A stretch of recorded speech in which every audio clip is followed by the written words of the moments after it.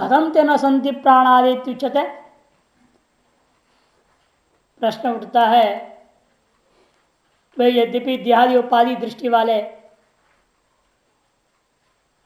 लोगों की दृष्टि से अविद्या के कारण ये सारी चीजें आपने कही थी। यथा अनुत्पन्न, क्योंकि आपने कहा प्राणो यमना शुभ्रो मंत्र था ना, सब प्राण नहीं मन नहीं, क्यों पहले से नहीं था ये सब। यदि पहले से होता तो बाद में उसका संबंध बन सकता है। जो पहले से विद्यमान हो उसके साथ संबंध बनता है, और जब पहले से विद्यमान नहीं उसके संबंध कैसे होगा। तब प्रश्न उठता है कि क्यों नहीं था पहले से। कथम तेना संति प्राणादि, ये प्राणादि पहले से क्यों नहीं थे। तो जो जिससे उत्पन्न हो पहले कहां से आ जाएगा। मृतिका से उत्पन्न घट मृतिका से पहले रहेगा क्या, या नहीं, नहीं हो सकता है ना। जो कार्य है वह कारण से पूर्व में नहीं हो सकता। इसे विस्तृत करना पड़ेगा फिर आपको कि ये प्राणादि क्या है, आत्मा का ही कार्य है, अतः पहले से नहीं थे। ये साबित करने के लिए मंत्र आरंभ होता है। एतस्मात् जायते प्राणो मनः सर्वेन्द्रियाणि च खं वायुर्ज्योतिरापः पृथ्वी विश्वस्य धारिणी। इस मंत्र पर ब्रह्मसूत्र में विचार है। अनंतर अविज्ञानाधिकरण नाम से, अनंतर अविज्ञानाधिकरण नाम से अधिकरण ब्रह्मसूत्र में 2-3-15। एतस्मात्, इसी अक्षर ब्रह्म से प्राण उत्पन्न होता है, उसी से मन उत्पन्न होता है, सारी इंद्रियां उत्पन्न होती हैं। आकाश वायु ज्योतिष अग्नि आपा मन जल और पृथ्वी, जो कैसे पृथ्वी, संपूर्ण विश्व को जो धारण करने वाली पृथ्वी भी उत्पन्न होती है। यहां क्रम तो उल्टा है, पंचभूतों को बाद में दिया और पहले भौतिक को दे दिया, भूतों का कार्य। तो प्राण मन ये सब क्या है, भूतों का कार्य, इंद्रियां सब। इसे यहां समझना है, पाठक्रम को बात करके अर्थक्रम से चलना पड़ता है। दिया भी आनंद अंतिम पंक्ति, प्राणादि नाम पाठक्रम अयम अर्थक्रमेण बाध्यते। जिसे मात्रा यवागुम पचती है कि नहीं, यवागवाद जो होती, पहले आएगा यवागवाद जो होती पाठक्रम में, और बाद में आएगा यवागुम पचती। और हवन करने के बाद क्या पकाएंगे हम, क्या फायदा होगा। तब आपने कहा पाठक्रम को बाद दो, अर्थक्रमानुसार जो है प्रयोजन आदि को देखते हुए पहले पकाया जाएगा, बाद हवन होगा, है कि नहीं। अर्थ संग्रह में आया था, वही यहां पर व्यवस्था है। तो जो चैतन्य निरुपाधिक है, शुद्ध है, विकल्प रहित है, ऐसा जो ब्रह्म है, जिसके तत्व ज्ञान से जीवों का कैवल्य होता है, वही माया प्रतिमित रूपेण कारण बनता है। वही मायावचिन जब होता है तभी कारण होता है। इस बात को समझाने के लिए स्माद तस्माद एव पुरुषात नाम रूप बीजोपाद लक्ष्यतात जायते मन उत्पद्यते। ये तस्माद जायते का भाष्यकर कर रहे हैं। ये तस्माद एव पुरुषात, उसी पुरुष से नाम रूप बीजोपाद लक्ष्यतात। नाम और रूप का बीज कौन था, माया, माया रूपी उपाधि से लक्षित है। अतः अविद्या उपाधि मान लो, माया अविद्या सब एक ही चीज है, उससे उपलक्षित है। अविद्या रूपी उपाधि से लक्षित है। उस ब्रह्म से, शुद्ध ब्रह्म से तो उत्पन्न हो सकता है ना, शुद्ध अक्षर तत्व से उत्पन्न हो सकता। इसे कहते हैं पुरुष से क्या लेना है हमें, नाम और रूप के बीजभूता जो उपाधि है अविद्या या माया, उससे लक्षित हुआ जो पुरुष आत्मा चेतन है, उस जायते उत्पद्यते, उससे उत्पन्न होता है। अविद्या विषय विकार भूतो नामधेयो अनृतात्मक प्राण। क्या उत्पन्न हुआ, प्राण उत्पन्न हुआ। और प्राण क्या है, कद अविद्या विषय विकार भूतो। अविद्या विषय मैंने भ्रांति सिद्ध, अविद्या के विषय का मतलब क्या, भ्रांति सिद्ध विषय विकार भूता वस्तु है प्राण। नामधेय, और एक नाम मात्र है, अनृतात्मक, अतएव वह मिथ्या है। जैसे सर्प आपने देखा रज्जु में, वह सर्प क्या था, अविद्या का विषय है, अविद्या का कार्य है, अविद्या का परिणाम विशेष है, मैंने भ्रांति सिद्ध विषय है वो, और अविद्या का विकार है। नाम मात्र था वो, वास्तव में कुछ है क्या वहां? सांप नाम की चीज कुछ भी नहीं है। और अतएव मिथ्या थी जैसे वैसे प्राण भी वास्तव में मिथ्या है। क्या प्रमाण है कि वाचारण विकार नाम अनृतम इति श्रुत्यंतरात्। वाचन विकार नामधेयम मृतिका इत्येव सत्यम, वहां ऐसा मंत्र है। मृतिका इत्येव सत्यम की व्याख्या इन्होंने लिख दिया अनृतम। अच्छा, वास्तव में छांदोग्य उपनिषद में मंत्र में अनृतम शब्द नहीं है। मृतिका इत्येव सत्यम की जगह पर अनृतम यहां लिख दिया गया है। इति श्रुत्यंतरात्। सब कुछ वाणी का विलास मात्र है। वाचारंभण माने वाणी का विलास मात्र है, वाणी का वचन मात्र ही है, शब्द मात्र ही है। जो विकार है वह शब्द मात्र है, अतएव नाम का अलावा कुछ नहीं है, वह मिथ्या है। नहीं तेन अविद्या विषय नृतेन प्राणेन सप्राणत्म परस्य स्यात्। यह न समझना वो प्राण के कारण से वो आत्मा भी प्राणवान हो गया, ऐसा अर्थ नहीं करना। अविद्या विषय न अनृतेन प्राणेन, उस अविद्या का विषयभूता मिथ्याभूत प्राण के द्वारा सप्राणत्म परस्य नहीं स्यात्। उस परस में पर जो अक्षर तत्व पुरुष आत्मा है, ब्रह्म है, वह प्राण वाला नहीं हो जाएगा, प्राण सहित तो प्राण संबद्ध नहीं हो सकता। अपुत्र से स्वप्रदृष्टेन इव पुत्रेण सपुत्रत्वम। जैसे कोई संतानहीन आदमी है, वो स्वप्न में देखा उनका एक पुत्र है, उसके उसके जागृत में आने के बाद पुनः वह सपुत्र वाला हो जाएगा। स्वप्न में देखा वह पुत्र के लेकर के जागृत में पुत्रवान पुरुष नहीं कहा जाता। उसी प्रकार से क्यों, कारण क्या है? वो मिथ्या है।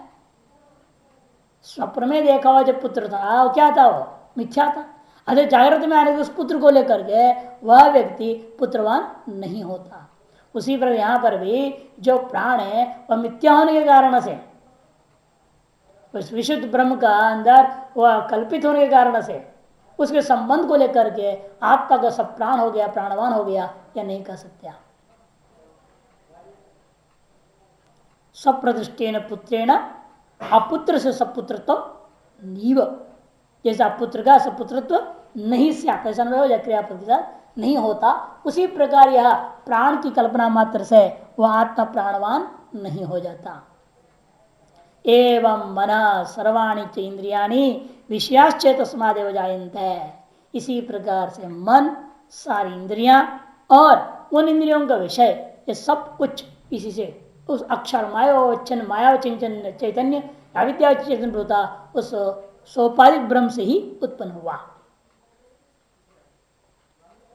तस्मात् सिद्धम अस्य निरुपचरितम अप्राणादिमत्वम इत्यर्थः। इसलिए बात सिद्ध हो जाता है कि अस्य निरुपचरितम अप्राणादिमत्वम। इसलिए अप्राणादिमत्व जो पूर्व मंत्र में कहा गया था वह निरुपाधिक रूपेण कथन हुआ है, यह बात सिद्ध हो गया। क्यों, कैसे सिद्ध हो जाता है? इतने मात्र से, ऐसे कथन करने मात्र से। तो कहते हैं कारण है यथाच प्रागुत्पत्ति परमार्थ तो असंत, यथाच प्रागुत्पत्ति परमार्थ तो असंत तथा प्रलीनाश्चैति द्रष्टव्या। क्योंकि जैसा उत्पत्ति से पहले वास्तव में ये सब क्या थे ही नहीं, असंत, विद्यमान नहीं थे। इसे तथा प्रलीनाश से प्रलीन होने के उत्तर काल में क्या होगा? नहीं रहेंगे, बीच में केवल दिखाई देते रहते हैं। जैसे शक्ति से देखो, शक्ति में क्या हुआ? जो उत्पत्ति नहीं हुई थी तब कुछ नहीं था, उसका उत्पन्न हुआ सब प्रतीत हुआ जागृत काल में, स्वप्न में भी, फिर सो गए तो लगने के बाद फिर नहीं रह गया। उसी प्रकार से समझना गता कला पंचदश प्रतिष्ठा भूतेषु लय श्रवणेन। मंत्र है आपका 3-2-7, मुंडक में आएगा आगे 3-2-7 में। वहां गता कला पंचदश प्रतिष्ठा। ऐसे भूतों में लय का श्रवण है, जब लय हो जाएगा उसके बाद क्या है, इनकी कोई अस्तित्व ही नहीं रह जाता। लय कहाँ होना है, जिस अविद्या में उत्पन्न हुआ उसी अविद्या में लय होना। अविद्या का लय होने का मतलब क्या, आपका ज्ञान होने से भ्रम दूर हो गया, भ्रम दूर हो गया तो अविद्या नष्ट हो गई, अविद्या नष्ट हो गई तो उससे कल्पित वस्तु भी नष्ट हो गई। यथा करणानि मनश्च इंद्रियाणि यथा तथा शरीर विषय कारणानि भूतानि खम आकाशम, जिस प्रकार से कर्ण मन और इंद्रियां उत्पन्न हुए उस ब्रह्म से, सोपाधिक ब्रह्म से, तथा उसी प्रकार से शरीर विषय कारणानि भूतानि, शरीर और विषय इनके जो कारणीभूत जो भूत थे वे भूत भी उत्पन्न हुए समझो। कौन भूत, खम मने आकाशम, आकाश। और वायु बाह्य आवहादि वेदा, आवह प्रवह विवह इत्यादि नामों से कहा जाता है। जो अपने सम्मुख कोर से आ रहा है, अभिमुखम आगच्छन वायु आवह। अगला प्रश्न आंध्र दूसरी पंक्ति कह रहे हैं, अपनी ओर अभिमुख होकर आता हुआ जो वायु है वो आवह है। पुरतो गच्छन, और अपने सामने से चला जा रहा है तो उसका नाम प्रवाह है। इत्यादि वेद से पुराणों में प्रसिद्ध है। ज्योतिरग्नि, ज्योति शब्द का अर्थ अग्नि लेना, आपा उदकम, जल शब्द का अर्थ उदकम जल, पृथ्वी माने धरित्री धारण करने वाली, किसको धारण कर रही है, विश्व से सर्वस्व धारणी, सारी चीजों को धारण करने वाली है। विश्व शब्द का अर्थ यहां जगत नहीं लेना, सर्व, विश्व से मैंने सर्वस्व धारिणी, इसलिए भाष्यकार कहते हैं सर्वस्व, सबका धारण करने वाली। एतानि च शब्द स्पर्श रूप रस गंधोत्तरोत्तर गुणानि पूर्व पूर्व गुण सहितानि एतस्मादेव जायन्ते।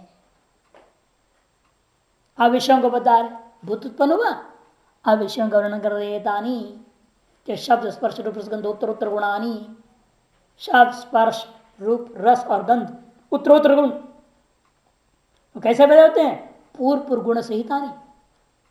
पहला एक ही गुण था शब्द आकाश में, जब वायु पैदा हुआ वह स्पर्श पैदा हुआ वायु में, लेकिन साथ में कौन आया, शब्द भी। इस उत्तरोत्तर दो हुआ, फिर तीन हुआ, फिर चार हुआ, फिर पांच। पूर्व पूर्व गुण सहितानी ये तस्मादेव जायन्ते, वे सारे बात जो है इसी सोपाधिक ब्रह्म से ही उत्पन्न हुए हैं। उत्तरोत्तर से गुणा येषांतानि तथोक्तानि, शुक्ल तंतो अवस्थापन्न से अन्वयी कारणा जायमान पट शुक्ल गुण हो जाते हैं, और पट भी शुक्ल गुण वाला हो जाता है। आकाश अवस्थापन्न ब्रह्म से जायमान वायु आकाश गुण के सहित शब्दे न अन्वित हो जाते, अन्वित उत्पन्न होता है, ऐसा मानना चाहिए। उसी प्रकार से वायु भावापन्न ब्रह्म है, ऐसे लेना यहां पर आकाशोपाधिक ब्रह्म से पैदा होता है, आकाश से सीधा वायु नहीं पैदा हो सकता, आकाशोपाधिक ब्रह्म से, मायोपाधिक ब्रह्म से आकाश उत्पन्न हुआ, फिर आकाशोपाधिक ब्रह्म से वायु उत्पन्न हुआ, वायुपाधिक ब्रह्म से अग्नि उत्पन्न हुआ। ऐसे ही अर्थ सब जगह समझना, अनुग्रह में दी है सारी बात। वायु भावापन्ना देखो, ने वायु उपाधिकात सीधा कहो, ब्रह्मणो अग्नि तद्गुणेन अन्वितो जायते। सूक्ष्माणि भूतानि प्रथम उत्पद्यन्ते अनन्तरं तासां त्रिवृतं त्रिवृतम् एकैकाम् अकरोत् इति पंचीकरणोपलक्षणार्थं त्रिवृतकरण श्रुतेः पंचात्मकत्वम् अवगम्यते। तथा एकैकस्य भूतस्य पंचगुणवत्वं वर्णितम् अन्यत्र कथं यह पंचीकरणम् अनादृत्य प्रथम सर्गम एव आकाशस्य एक गुणत्वं वायोरि द्विगुणत्वं तेजस त्रिगुणत्वं इत्यादि उच्यते इति चेत् सत्यम। पूर्व पक्ष कहता है महाराज अन्यत्र तो प्रक्रिया बताई गई थी, पहले सूक्ष्म भूत उत्पन्न होते हैं, फिर पंचीकरण प्रक्रिया बताया आपने, क्या कहा, उस प्रत्येक भूत को क्या करना, आधा आधा कर देना। एक आधा को ऐसे वैसे बगल में रख लो, दूसरे आधे को चार भाग बांट दो, और उसके प्रत्येक जो चार में से प्रत्येक को स्व से भिन्न भूतों के साथ आधे के साथ जोड़ देना। ऐसे ऐसे वर्णन करके आपने पंचगण बताया। पंचगण बताने के बाद अब जो है वो पांच, प्रत्येक में क्या हो गया, पांच गुण आ जाएगा, एक प्रधान बाकी चार गौण हो जाएगा। ऐसा वर्णन किए थे और यहाँ तो उल्टा बोल रहे हो आप। जिसके कारण से त्रिवृत कर्ण जो छांदोग्य में कहा था वो उपलक्षण है। तो अब यहां ऐसे उल्टा कैसे कह रहे हो? ये सत्यम भूत सर्गे तात्पर्य भावात, क्योंकि वास्तव में यहां भूतों की सृष्टि क्रम वर्णन करने में इसका कोई मंत्र का तात्पर्य नहीं है। फिर क्या तात्पर्य है? तात्पर्य भावात, तात्पर्य भाव द्योतनाय प्रक्रियांतरम न विरुद्धते, इसलिए प्रक्रियांतर से कोई विरोध नहीं है। नहीं है तो प्रतिदिन किंचित फलम श्रूयते है, एतत् प्रतिबद्धा, और इससे बद्ध कोई फल भी यहां श्रवण नहीं हो रहा है। संबद्ध मन प्रयुक्तम, अतएव गुणगुणी भावोपि न वैशेषिक पक्षवदीह विवक्षिता।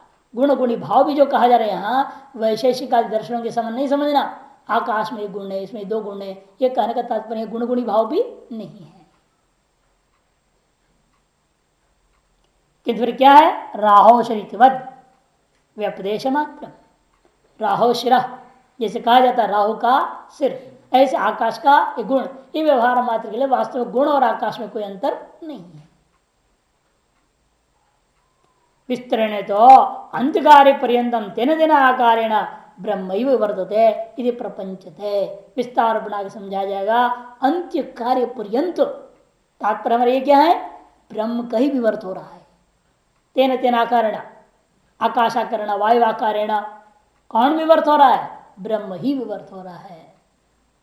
इसको विस्तार से समझाने से तात्पर्य यहां तथो अतिरिक्त अणुमात्र से असमवाद, उससे भिन्न अणुमात्र भी कुछ भी नहीं है। तस्मिन् विज्ञाते सर्वविध विज्ञातम भवति, इस ऐसा उस ब्रह्म को जो ब्रह्म ही अनंत रूपेण विवर्त हो रखा है, इसलिए उस ब्रह्म को जानने से उसको सर्व विवर्त भी जान लिया जाएगा। ये यहाँ कहना इष्ट था। अतएव यहाँ न सृष्टि का क्रम से लक्षित है, उत्पत्ति या भूतों को उत्पत्ति क्रम से लक्षित नहीं है, पंचगण से लक्षित नहीं है, किसी से भी तात्पर्य नहीं। तात्पर्य मुख्य रूपेण सब कुछ सर्वम संसार जो है, संपूर्ण संसार ब्रह्म का विवर्त है। अतएव उस ब्रह्म को जानने से सब कुछ को जाना जा सकता है, यह सिद्ध करने के लिए यह बात कही जा रही है। भाष्यम संक्षेपदा पर विद्या विषय अक्षरम निर्विशेषम पुरुषम सत्यम दिव्यो ये मूर्ति इत्यादि ना मंत्रेण उक्त्वा। तो संक्षेप में पहले हम बता चुके क्या, पर विद्या का जो विषय है वह अक्षर तत्व है, निर्विशेष है, पुरुष है, वो सत्य है, दिव्यो ये मूर्ति इत्यादि मंत्र के द्वारा कहा दिया गया था। पुनस्तदेव सविशेषम विस्तरेण वक्तव्यम, उसी को पुनः अब सोपाधिक रूपेण विस्तार रूपेण कहना चाहिए। इति प्रवृत्ते संक्षेप विस्तरोक्तो ही पदार्थ सुखाभिगम्य भवति, क्योंकि संक्षेप में कहने वाला वस्तु को बाद विस्तार रूपेण समझाने के बावजूद भी पद पदार्थ सुस्पष्ट होता है और अनायास अधिगम्य हो जाता है, ज्ञान हो जाता है। इस भाव से थी जैसा सूत्र भाष्योक्ति, जैसे सूत्र कह दिया और उसके ऊपर क्या कर दिया, भाष्य विस्तार हो गया। संक्षेप है सूत्र, उसका विस्तार है भाष्य, उसे क्या लाभ हुआ भाष्य से? वो संक्षेप का स्पष्टीकरण हो गया, पदार्थ का ज्ञान हो जाता है। उसी प्रकार मंत्र भी कर रहा है, कह रहे हैं कि पहले हमने संक्षेप में कह दिया निर्विशेष ब्रह्म को, और उस निर्विशेष ब्रह्म को ग्रहण कराने के लिए अब सविशेष ब्रह्म का अध्यारोप होगा। फिर इस अध्यारोप को क्या करेंगे, अपवाद कर देंगे, तो क्या बचेगा, वापस निर्विशेष भी रह जाता है। यही समझाने के लिए सविशेष की व्याख्या हो रही है, मुख्य लक्ष्य इतना है। प्रवृत्ते सविशेषम एवं विस्तरेण वक्तव्यम, उसी ब्रह्म को सविशेष भाव से सोपाधिक रूपेण विस्तारपण कहना चाहिए, ऐसे इसलिए प्रवृत्त हुआ। ऐसे क्या लाभ ऐसे करने का, क्योंकि संक्षेप और विस्तार के द्वारा कहा पदार्थ अनायास बोध हो जाता है, जिस प्रकार सूत्र और भाषाओं के समान कर। तब कहते ठीक है, परमात्मा से तो फिर सर्वप्रथम जो पैदा हुआ, यो भी प्रथम जात प्राणात हिरण्यगर्भात जायते अंडस्य अंतर विराट, स तत्वांतरितत्वेन लक्ष्यमाणोपि तस्मादेव प्रसाद जायते एतन्मयश्च इत्यर्थम आह। कहते यदि सारा विराट जो हमको दिख रहा है बाहर में, यह भी इस ब्रह्म से पैदा हुआ तो हमें क्यों नहीं समझ में आता से उससे पैदा हुआ है। मिट्टी से घड़ा हो गया, सीधे से मालूम हो रहा है ना। तब कहते कारण है नहीं समझ में आने की। तो बीच की कड़ियां और है यहाँ, वहां मिट्टी से घड़ा बन रहा है, सीधे आपको दिख रही है तो मान लिया आपने। इन बीच में क्या क्या हुआ, जहां लंबी प्रक्रिया हो वस्तु का बनने में, बीच में कितना व्यवहार हुआ, वहां क्या क्या हुआ है, किसको पता चलता है। असली कारण समझ में नहीं आती, किससे पैदा हुआ था ये चीज, या नहीं, किससे पैदा हुआ यह समझ में नहीं आ सकता। तो इसलिए कहते हैं यहां भी, यहां बीच में क्या थे फिर विराट और ब्रह्म के बीच में, जो प्रथम हिरण्यगर्भ था। वो हिरण्यगर्भ से व्यवहित होने के कारण से हम इस जगत को सीधा ब्रह्म से उत्पन्न है हम ग्रहण नहीं कर पा रहे। वही बात भास्कर समझा रहा है अवतरणिका में, देखिए यो भी जो भी प्रथमजात प्राणाद हिरण्यगर्भात जयते अंडस्य अंत विराट। यो विराट के साथ प्रथमांत अन्वय, जो विराट कहां पैदा हुआ, प्रथमज से।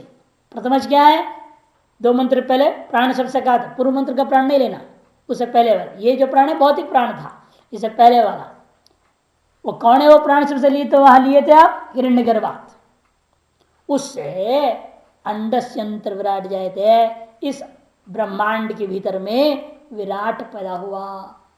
जो विराट पैदा हुआ था, यो विराट जाए थे, स वह तत्वांतरित तत्वांतरित का मतलब क्या, तत्वेन हिरण्यगर्भाख्येन अंतरित व्यवहित परमात्मनोक्षरा। इसे परमात्मा और अक्षर तत्व और विराट, इन दोनों के बीच में एक नया तत्व कौन, हिरण्य नाम का तत्व का व्यवधान है। उस व्यवधान की वजह से हम समझ नहीं पाते हैं ये विराट ब्रह्म से पैदा हुआ। लक्ष्यमाणों पे, इसे लक्षित होने के बावजूद भी एक तस्मादेव पुरुषार्थ जयते, ऐसा व्यवहित होकर दिखाई देने के बावजूद भी निश्चय ये कर लेना है आपने कि यह जो विराट है यह पैदा हुआ है ब्रह्म से ही, उसी पुरुष से उत्पन्न हुआ। एतन्मयश्च, केवल पुरुष से उत्पन्न ही नहीं हुआ, यह पुरुषमयी है। जैसे चित्र, सारे चित्र क्या है, पटमय है, पट से अभिन्न है ना। समस्त चित्र यथा पटमय होता है, उसी तरह समस्त विराट भी क्या है, ब्रह्ममय है। इति इस अर्थ को बताने के लिए पंच विशिष्टि, उस ब्रह्म को ही विशेष रूप विशेषणों से विशिष्ट करके कथन किया जा रहा है। अग्निर्मूर्धा चक्षुषी चंद्र सूर्य दिश श्रोत्रे वाग्विवृताश्च वेदा वायु प्राणो हृदय विश्वमस्य पद्भ्याम पृथ्वी हेश सर्वभूतांतरात्मा।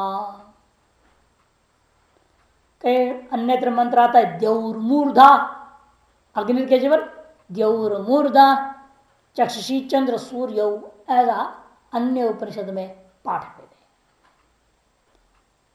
अग्निर्मूर्धा, अग्नि जिसका मस्तक है, अग्नि क्या है, इसका खोपड़ा है, अग्नि ही मस्तक है, अग्नि जिसका मस्तक है। और चंद्र और सूर्य आंखें हैं। यहां बड़ा शंका है, चंद्र को आंख आपने कैसे कह दिया कि चंद्रमा मनस हो जाए था, है ये नहीं, श्रुति कहती है। जब चंद्र का मन संबंध बता दिया तो आपने उसको आंख कैसे कर दिया। तब कहेंगे भाई अक्षर का अर्थ है नेत्रम, है ना, नियते अनेन नेत्रम, विग्रह कर दो।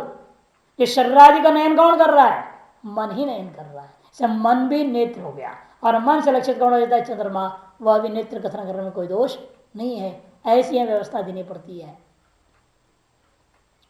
दिशा श्रोत्र, और दिशाएं श्रोत्र इंद्रिय, जो प्रसिद्ध वेद है वह जिसकी वाणी है, वाग्वृतास्तु वेदा, जो अस्य है अगले उत्तरार्ध में अस्य शब्द आया है, उसको यस्य को ग्रहण करना पड़ेगा। अग्निर्मूर्धा यस्य, चक्षु सूर्य चंद्र सूर्यो यस्य, दिशा श्रोत्रे यस्य, अग्रताश्च वेदा यस्य,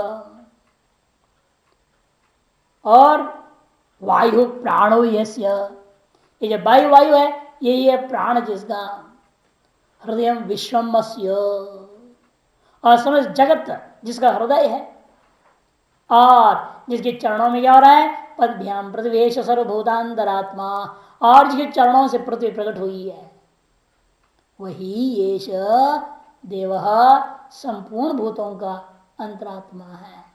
सकल चित्रों का अंतरात्मा कौन है, पट है। उसी प्रकार से समझा। भाष्यम अग्निर्द्योलोक, अरे ना, इसलिए हमने क्या कहा, दूसरे श्रुति में है अग्नि की जय पर द्यू, द्यू द्योर मूर्धा ऐसे पाठ है। उसके बाद भाषा ने कहा दिया अग्नि का मतलब क्या लेना है, द्यूलोक लेना है। बाह्य अग्नि को नहीं ले सकते आप, आग को नहीं लेना, इस द्यूलोक को अग्नि शब्द से कह दिया गया है। कहते कैसे प्रमाण है, ऐसे कैसे कर सकते हो आप? कहते हैं बृहदारण्य में छांदों की सब जगह आया है, असौवावलोको गौतम अग्नि ही, हे गौतम असौवावलोको, ये जो द्यूलोक है ऊपर के भाग यही अग्नि है समझो, ऐसे कहा गया। अग्नित्व का कथन हुआ है उसमें, इसे अग्नि शब्द से यहाँ द्यूलोक को लेना है। मूर्धा यस्य उत्तमांगं शिरः, जिस सगुण ब्रह्म का खोपड़ी है ये उत्तमांग है।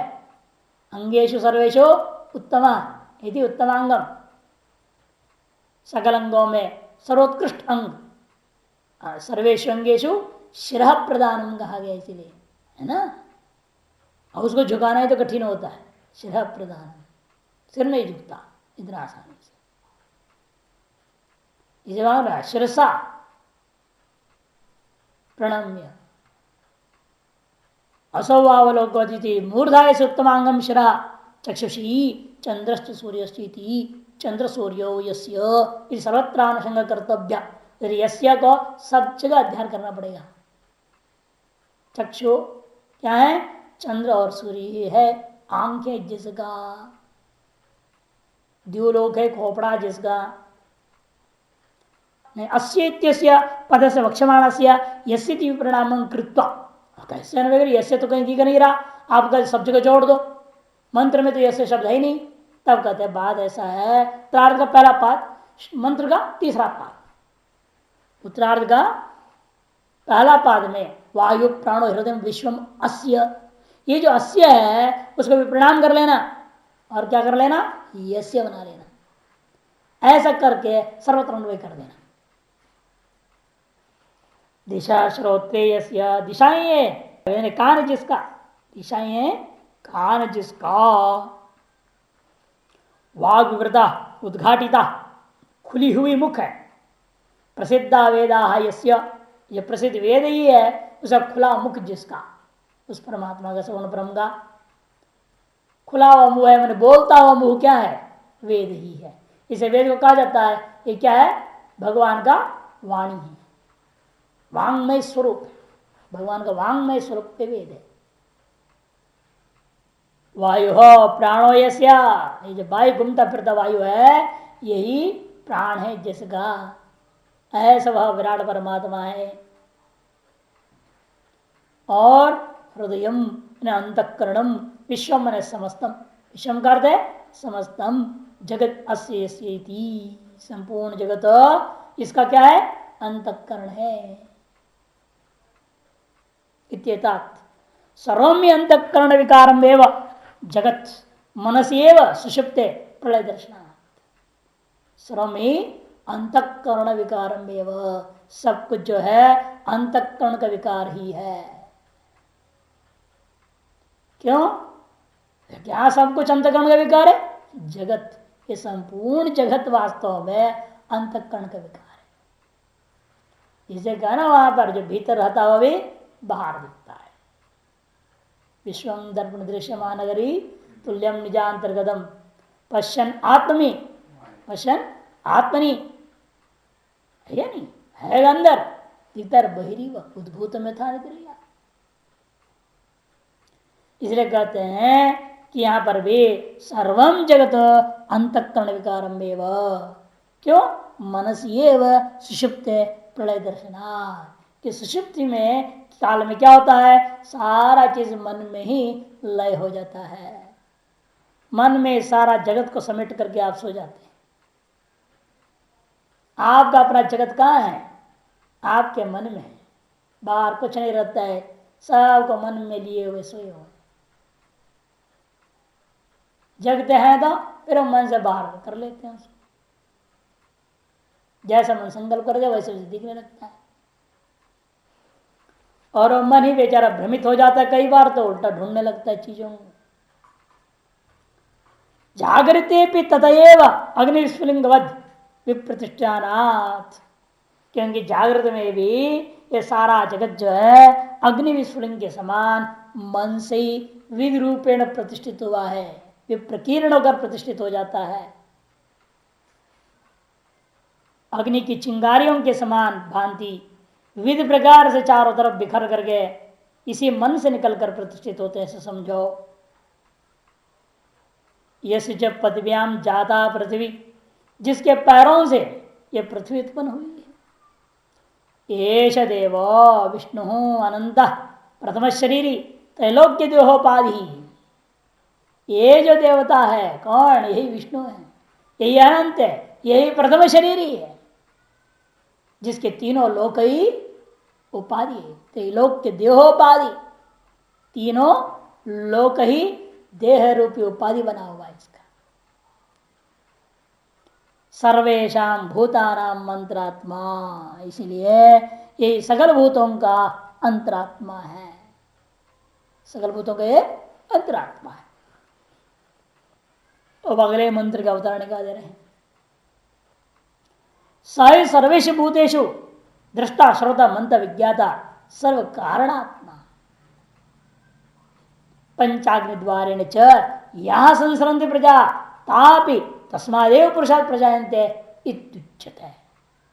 जो सकल भूतों में दृष्टा श्रोता मंता विज्ञाता सर्व करणों का आत्मा है, सर्वकरणात्मा।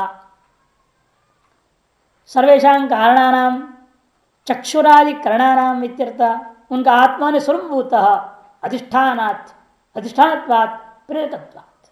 नीचे 5 नंबर टिप्पण है। सकल कर्ण में चक्षुरादि करणों का स्वरूपभूत वस्तु है। सकल भूतों के अंदर आत्मा करणात्मा का तात्पर्य सकल करणों का स्वरूपभूत है वो चैतन्य।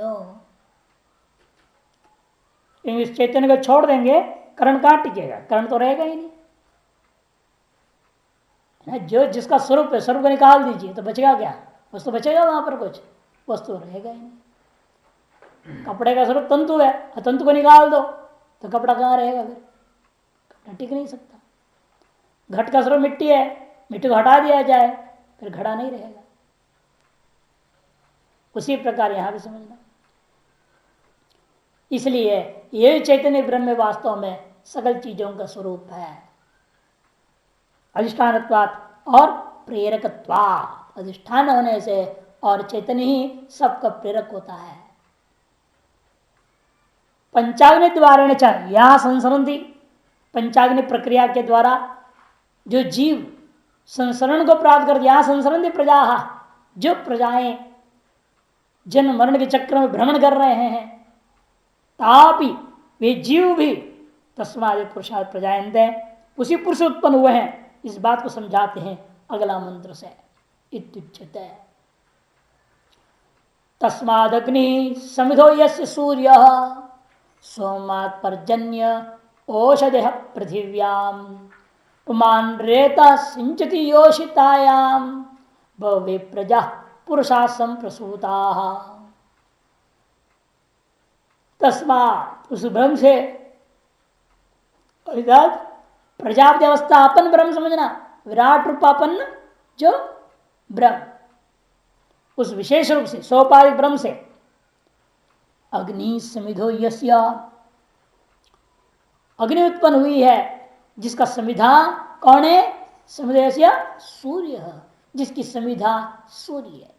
यहां अग्नि से क्या लेना पड़ेगा? इसलिए द्युलोक, द्युलोक में सूर्य क्या है? समिधा है। ऐसे पंचाग्नि विद्या में आता है।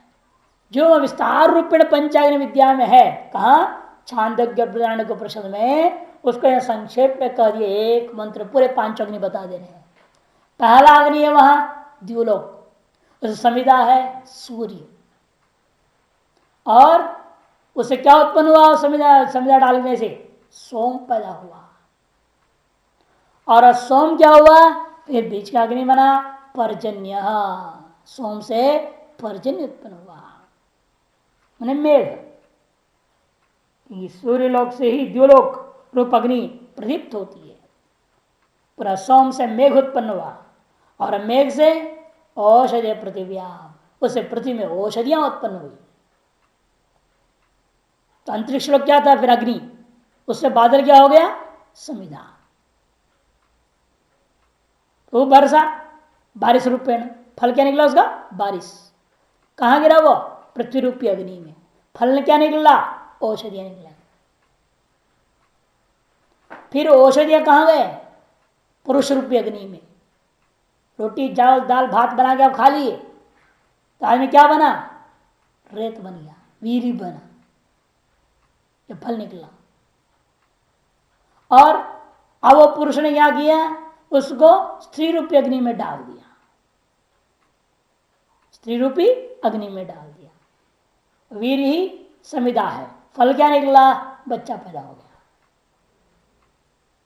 ये क्रम है पंचाग्नि विद्या का, उसको संक्षेप में कह दे रहे हैं। और उसको पुमान ने खाया, उसे रेता सिंचती, कहा? योषितायाम, स्त्री में जो है उसने योषित स्त्री में रूप अग्नि में उसने उस रेत को सिंच दिया, वीर को सिंच दिया। इस प्रकार पुरुषात भवि प्रजा संप्रसूता, इस प्रकार ब्राह्मण आदि रूप बहुत सारी प्रजाएं परम पुरुष से ही उत्पन्न हुई है, समझो।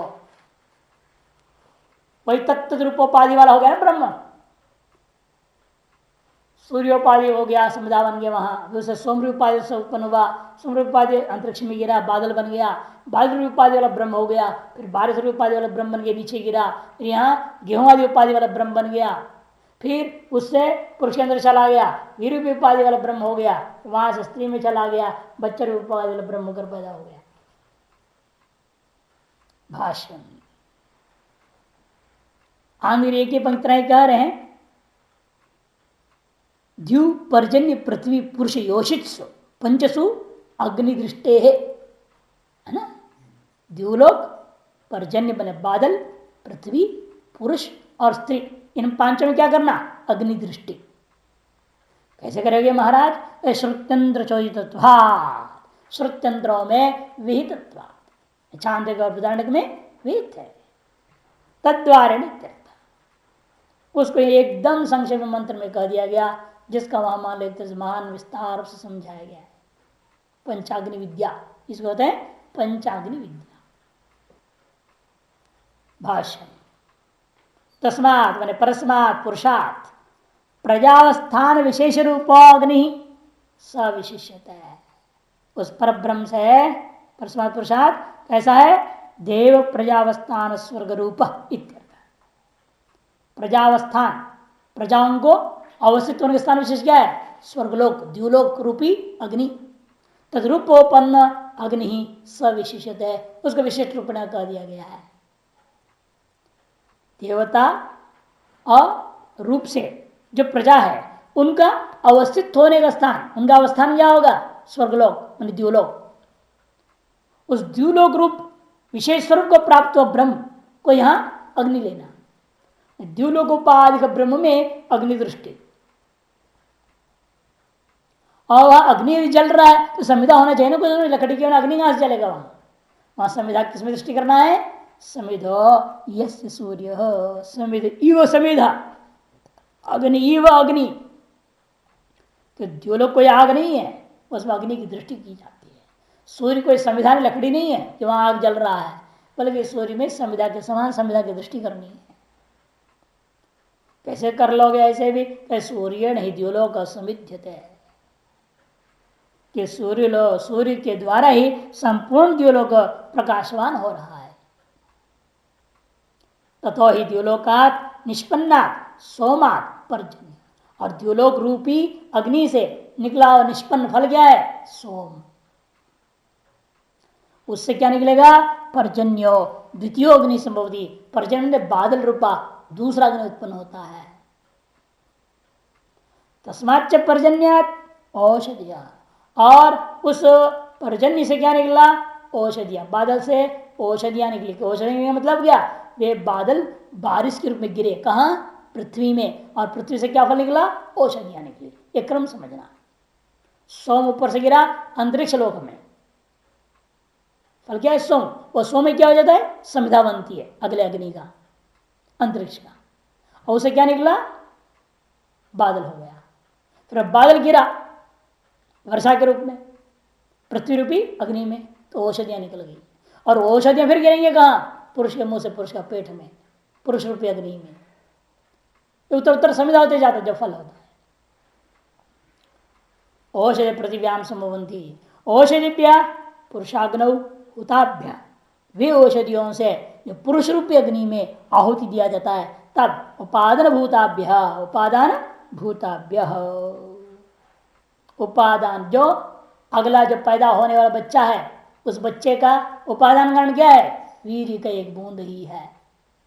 इसलिए उपादान भूताभ्य पुमान, उपादान होता उस पुमान से अग्नि रेत सिंचती, ऐसा जो वह पुरुष से क्या हुआ? हुताभ्य औषधिभ्य उपादान भूताभ्य, सब पंचम कटक लेना। पुरुष रूपी अग्नि में वीर्य का उपादान भूता जो औषधियां हैं, उनको आहुति देने पर उस पुमान में क्या हुआ? रेत पैदा हुआ, वीर्य पैदा हुआ। और वह पुमान रूपी अग्नि रेत सिंचती, वह पुमान रूपी जो अग्नि है वह अपने वीर रूपा संविधा को सिंच दिया कहा? योषित रूपी अग्नि में। योषितायाम, योषिती मन योषाग्नौ, स्त्रिया इति, औरत में। एवं क्रमेण अब उस औरत नौ महीना उसे धारण करके बच्चे को जन्म दे दी। इस क्रम से वह सोपाधिक ब्रह्म जो विराट था वही अनेक जीव बन गया। एवं क्रमेण भव्य प्रजा ब्राह्मणाद्या पुरुषात् परस्माद संप्रसूता समुत्पन्ना, बहुत सारी प्रजाएं का मतलब क्या? ब्राह्मण क्षेत्र वैश्य शूद्रादि मनुष्य रूपेण अनंत रूपेण पुरुष ही पुरुष मैंने सोपाधिक पुरुष से पर ब्रह्म से संप्रसूता समुत्पन्ना भवन्ति, समुत्पन्न हुए हैं, ऐसा समझना चाहिए। किंच, अब पुरुष तो पैदा हो गया, शांत सारी चीजें पैदा हो गए, भूत भौतिक सृष्टि हो गया। अब कर्म और कर्म का साधन भी तो चाहिए ना, और कर्म साधन फल भी होना चाहिए। ये सब के बिना मनुष्य क्या करेगा जब पैदा होगा मनुष्य? भूत भौतिक सृष्टि को लेकर के, भूत भौतिक सृष्टि को लेकर के मनुष्य को क्या करना चाहिए? कर्म करना चाहिए। और कर्म से क्या मिलेगा? लोक रूपी फल मिलेंगे। यह अंतर्गुण शुद्धि होगा, जैसा संकल्प करोगे वैसा फल मिलेगा। उन्हीं को बताने के लिए अगला मंत्र आ रहा है। किंच कर्म साधनानि फलानि च तस्मादेव इत्याह। कर्म साधन कर्मात्मकानि साधनानि, कर्म का साधन नहीं करना, कर्मात्मक जो साधन और कर्मजन्य जो फल, उनको बताने के लिए, वो भी सब क्या है? उसी ब्रह्म से उत्पन्न हुए थे। इस बात को समझाने के लिए मंत्र आरंभ हो रहा है। तस्माद साम्य यजुंश दीक्षा यज्ञास सर्वे क्रतो दक्षिणाश्च संवत्सरश्च यजमानश्च लोका सोमो यत्र पवते यत्र सूर्यः, सोमो यत्र पवते यत्र सूर्यः। तस्माद ऋचा साम यजुंशी दीक्षा, उस पुरुष से ही नियत पादक्षर वाले ऋग्वेद पैदा हुए ऋचा, और उसी पुरुष से पांच भक्तिक साप्त भक्तिक आदिगत गायन विशिष्ट ऋचाएं पैदा हुई, जो उसका नाम सामवेद हुआ, साम मंत्र उत्पन्न हुए। यजुंशी अनियत पादाक्षर वाले गद्य रूपा अधिकतर जिसमें है, ऐसे यजुर्वेद उत्पन्न हुआ। और दीक्षा मान जितने भी संस्कार है, मौंची बंधन विवाह वगैरह, वो संस्कारों भी वही वेद उसी पुरुष से प्रकट हुआ है। यज्ञाश्च अग्निहोत्रादि यज्ञ सर्वे कर दो, और सब के सब केवल सर्वे यज्ञ से अन्वय कर दो, सभी यज्ञ आदि अग्निहोत्र आदि। और क्रतु से क्या करना, सयूपा, जैसे यूप का प्रयोग होता है ऐसे बड़े बड़े यज्ञों का नाम क्रतु है। यहाँ दोनों आ जाने से थोड़ा अंतर कर रहा भाष्यकार, यज्ञ से छोटे मोटे यज्ञों को ले लेना, क्रतु से विशाल यज्ञों को ले लेना। दक्षिणाश्च, एक गौ से लेकर के अपरिमित सर्वस्व दान पर्यंत सारी दक्षिणाएं उसी ब्रह्म से पैदा हुआ। संवत्सर यजमानश्च, और संवत्सर में काल, कर्म का अंग होता, काल भी उसी ब्रह्म से पैदा हुआ। यजमान रूप जो करता और इन कर्मों को करने से प्राप्त होने जो लोका, सारे उसी ब्रह्म से पैदा हुए हैं। सोमो यत्र पवते यत्र सूर्य, जिन लोगों में वायु बहती रहती है, हवा बहती रहती है, वायु बहता रहता है,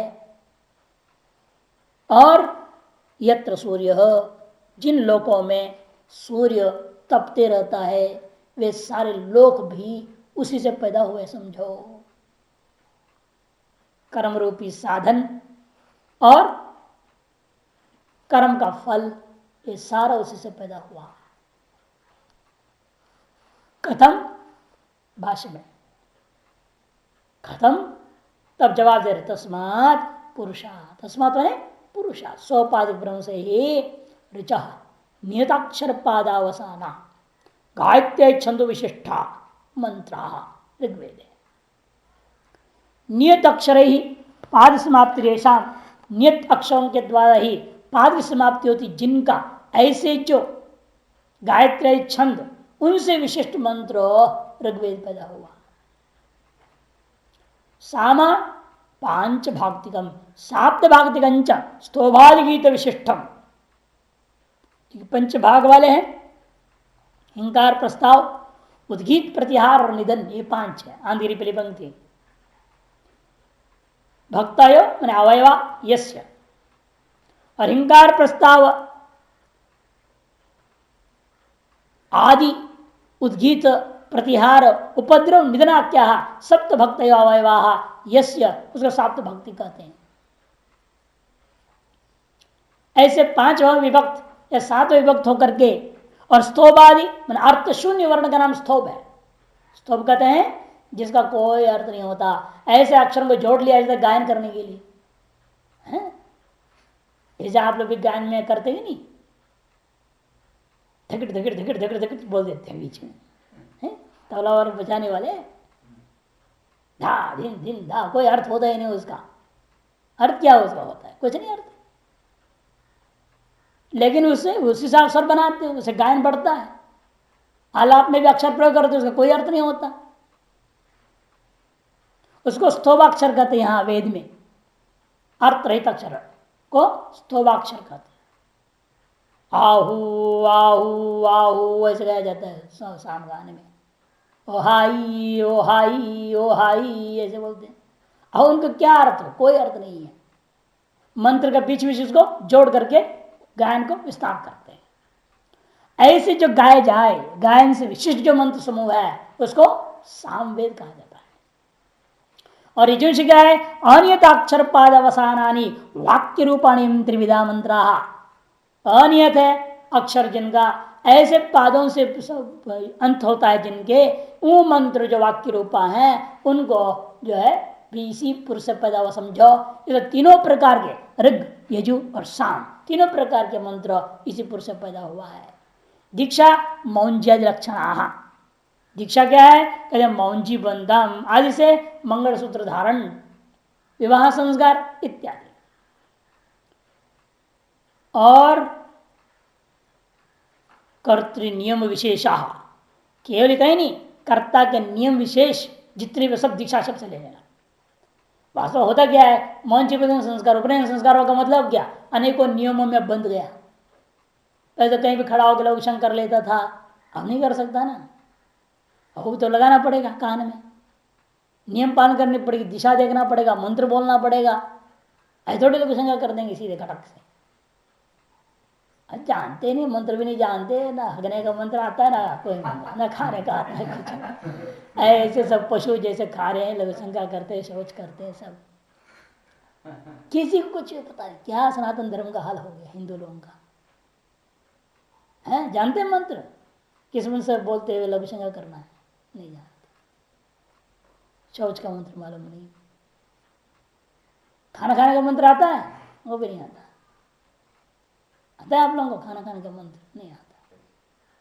हले लिखा हुआ है, प्रिंट करके दे देंगे, प्रिंट करके दे देंगे ना सबको, किस मंत्र से कैसे शुरू करना है, भोजन कैसे कैसे करना है पूरा।